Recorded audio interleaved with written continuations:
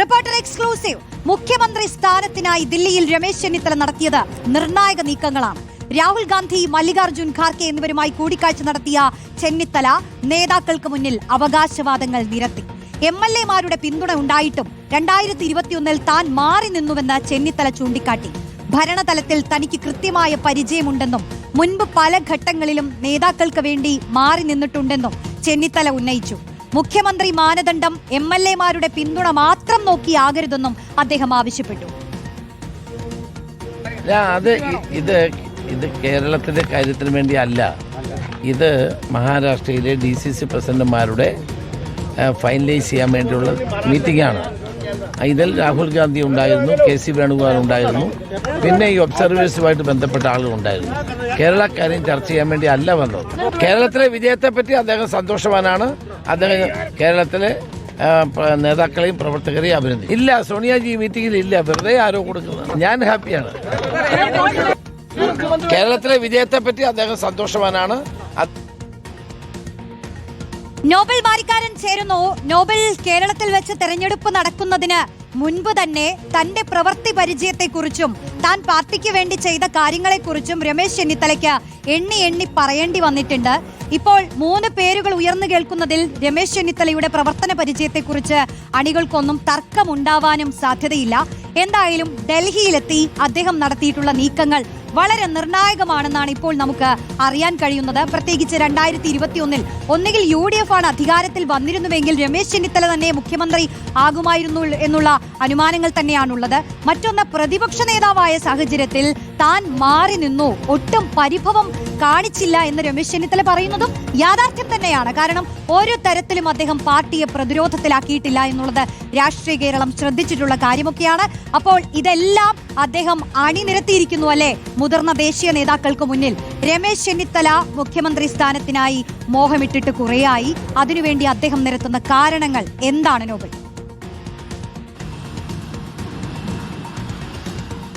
റോഷ്നി, കേരളത്തിലെ കോൺഗ്രസിന്റെ മുഖ്യമന്ത്രി ആരാകും എന്ന ചർച്ചകൾ സജീവമായി നിൽക്കുമ്പോഴാണ് ഇന്നിപ്പോൾ രമേശ് ചെന്നിത്തല ദില്ലിയിലേക്ക് എത്തിയത്. മഹാരാഷ്ട്രയിലെ പുനഃസംഘടനയുമായി ബന്ധപ്പെട്ട ചർച്ചകൾക്കാണ് എത്തിയത് എന്ന അവകാശവാദം ഉന്നയിക്കുന്നുണ്ടെങ്കിൽ പോലും അതിനൊക്കെ അപ്പുറം കേരളത്തിലെ മുഖ്യമന്ത്രിയുമായി ബന്ധപ്പെട്ട നിർണായകമായ നീക്കങ്ങൾ രമേശ് ചെന്നിത്തല ദില്ലിയിൽ നടത്തി എന്ന് തന്നെയാണ് നമുക്ക് മനസ്സിലാക്കാൻ കഴിയുന്നത്. കാരണം 2 പ്രധാന നേതാക്കളെയാണ് ഇന്നിപ്പോൾ ദില്ലിയിൽ കണ്ടിരിക്കുന്നത്. ഒന്ന് രാഹുൽ ഗാന്ധിയുമായും മറ്റൊന്ന് മല്ലികാർജുൻ ഖാർഗെയുമായി അദ്ദേഹം കൂടിക്കാഴ്ച നടത്തിയിരിക്കുന്നു. ഈ കൂടിക്കാഴ്ചയിൽ അദ്ദേഹത്തിന്റെ വാദങ്ങൾ അദ്ദേഹം കൃത്യമായി നിരത്തിയിട്ടുണ്ട് എന്നാണ് പ്രധാനപ്പെട്ട കാര്യം. അത് കൃത്യമായി തന്നെ ഹൈക്കമാൻഡും അറിയാവുന്ന കാര്യങ്ങൾ തന്നെ. കാരണം 2016-ൽ അദ്ദേഹം KPC പ്രസിഡന്റായ സമയത്താണ് നിയമസഭാ തെരഞ്ഞെടുപ്പ് നടക്കുന്നത്. ആ സമയത്ത് ഉമ്മൻചാണ്ടി മുഖ്യമന്ത്രിയാകുമ്പോൾ ഒരുപക്ഷെ 2.5 വർഷം കഴിഞ്ഞ് മുഖ്യമന്ത്രി സ്ഥാനം തനിക്ക് നൽകാമെന്നൊരു വാഗ്ദാനം ഉണ്ടായിരുന്നു എന്ന് നേരത്തെ അദ്ദേഹം പല ഘട്ടങ്ങളിലും അദ്ദേഹവുമായി അടുത്തുന്ന ആളുകൾ വ്യക്തമാക്കിയിട്ടുണ്ട്. അന്ന് പക്ഷേ 5 വർഷക്കാലമാകുമ്പോഴും അങ്ങനെ ഒരു ഭരണമാറ്റം ഉണ്ടായില്ല. പിന്നീട് പ്രതിപക്ഷ നേതാവായി. അതിനുശേഷം 2021-ൽ നിയമസഭാ തെരഞ്ഞെടുപ്പ് നടന്നു. അന്ന് കോൺഗ്രസ് പരാജയപ്പെട്ടു. മുഖ്യമന്ത്രി മുഖമായിരുന്നു രമേശ് ചെന്നിത്തല. പക്ഷേ കോൺഗ്രസ് പരാജയപ്പെട്ടു. പക്ഷേ അന്ന് ആ ഘട്ടത്തിൽ പ്രതിപക്ഷ നേതൃസ്ഥാനത്ത് ഒരു മാറ്റം ഉണ്ടാകുമ്പോഴും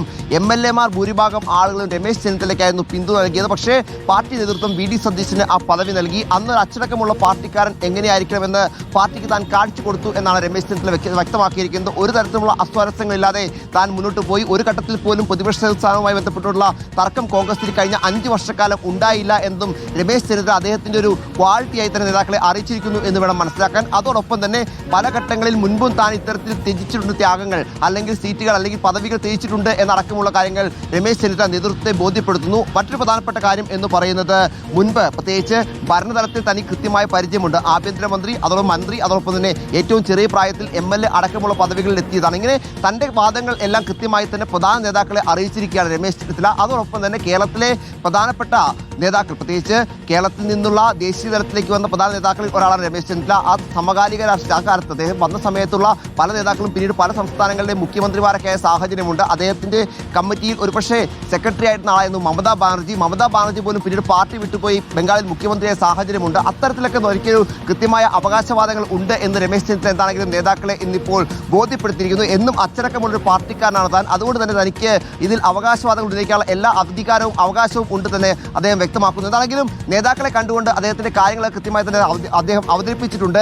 ഇനിയിപ്പോൾ കേരളത്തിലേക്ക് അദ്ദേഹം 3:30 വിമാനത്തിലാണ് 3:30 വിമാനത്തിലാണ് തിരുവനന്തപുരത്തേക്ക് പുറപ്പെട്ടിരിക്കുന്നത്. ആ വിമാനത്തിലാണ് കേരളത്തിൽ നിരീക്ഷകരായിട്ടുള്ള അജയ് വാക്കനും ഒപ്പം മുഗൾ വാസ്നിക്കും ഉള്ളത്. മുഗൾ വാസ്നിക്കുമായി വളരെ അടുത്ത ബന്ധം രമേശ് ചെന്നിത്തലയ്ക്കുണ്ട്, അജയ് മാക്കനുമായുണ്ട്. പ്രത്യേകിച്ച് മുഗൾവാസി കേരളത്തിൽ ചുമതലയുള്ള ജനറൽ സെക്രട്ടറി ആയ സമയത്ത് KPCC അധ്യക്ഷനായിരുന്നു രമേശ് ചെന്നിത്തല. അങ്ങനെ വലിയ ബന്ധം ആ കാലഘട്ടത്തിലും മുഗൾവാസിക്കുമായി വലിയ ബന്ധം, അടുത്ത ബന്ധമൊക്കെ രമേശ് സൂക്ഷിച്ചിട്ടുണ്ട്. അതാണെങ്കിലും ദേശീയ തലത്തിൽ തനിക്കുള്ള സ്വാധീനവും ബന്ധവും ഉപയോഗിച്ചുകൊണ്ട് മുഖ്യമന്ത്രി കസേര ഉറപ്പിക്കുക എന്ന് കാണുമ്പോൾ രമേശ് ചെന്നിത്തല ഇന്നത്തെ യാത്ര കൊണ്ട് ലക്ഷ്യം വെച്ചിരിക്കുന്നതെന്ന് നമുക്ക് പറയാൻ കഴിയും. കൃത്യമായി തന്നെ നേതാക്കളെ കാണുകയും തന്റെ കാര്യങ്ങൾ കൃത്യമായി അവതരിപ്പിക്കുകയും തന്റെ അവകാശവാദം ഉന്നയിക്കുകയും ചെയ്തിരിക്കുന്നു. മടങ്ങുമ്പോൾ നമ്മൾ ഹാപ്പിയാണോ എന്ന് ചോദിച്ചപ്പോൾ താൻ വളരെ ഹാപ്പിയാണ് എന്ന് തന്നെയാണ് രമേശ് ചെന്നിത്തല വ്യക്തമാക്കിയിരിക്കുന്നത്. ആ സന്തോഷം മുഖ്യമന്ത്രി കസേരയിലേക്ക് അദ്ദേഹത്തിന്റെ യാത്രയാണ് നടക്കുമ്പോൾ കാര്യങ്ങൾ എന്താണെങ്കിലും നമുക്ക് നോക്കിക്കാണേണ്ടത്. രമേശ് ചെന്നിത്തല മുഖ്യമന്ത്രിയാകുമോ എന്ന കാര്യം കണ്ടറിയണം. പക്ഷേ അപ്പോഴും KC വേണുഗോപാലും ഒരു പ്രധാന നേതാവായി ദില്ലിയിൽ ഉണ്ട് എന്നത് നമ്മൾ മറന്നു പോകരുത്. കാരണം കൂടുതൽ MLA-മാരുടെ പിന്തുണയുണ്ട്. രാഹുൽ ഗാന്ധി KC വേണുഗോപാൽ മുഖ്യമന്ത്രി ആകട്ടെ എന്ന് പറഞ്ഞു കഴിഞ്ഞാൽ അതിനപ്പുറം മറ്റൊന്നും കേരളത്തിലെ കോൺഗ്രസിൽ സംഭവിക്കാനില്ല. KC വേണുഗോപാൽ സ്വാഭാവികമായി കേരളത്തിലെ മുഖ്യമന്ത്രിയാകും. പക്ഷേ രാഹുൽ അത് പറയുമോ എന്നതാണ്